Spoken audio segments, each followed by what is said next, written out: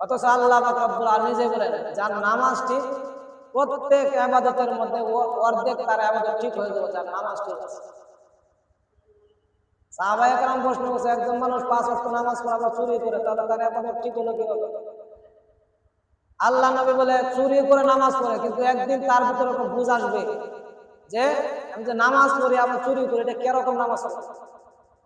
একদিন তার জান্নাত এরকম চলে আসবে, সঠিক বুঝ চলে আসবে, তবে একদিন চুরি ছেড়ে দেবে। চুরির জায়গা আমাদের থেকে ভালো হওয়া সম্ভব না।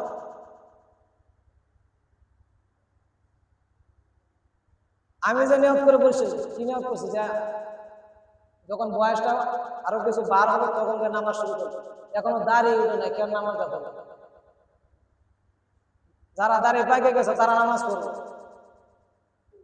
আমি তো যুবক মানুষ।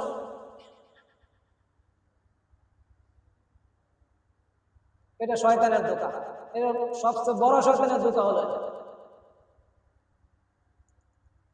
শয়তানের ইলম অনেক বেশি, অনেক কিছু জানে শয়তান। জাল্লারে কিভাবে ধোঁকা দিতে হবে এটা শয়তানের জানা আছে। আমি ইমাম, আমাকে কিভাবে শয়তান দিতে হবে এটা শয়তানের জানা আছে। শয়তানের যদি হাতিয়ার না থাকে সে স্বীকার করবে কিভাবে?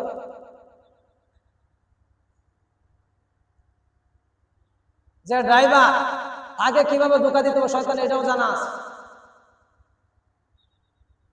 সব পদ্ধতি শয়তানের জানা আছে।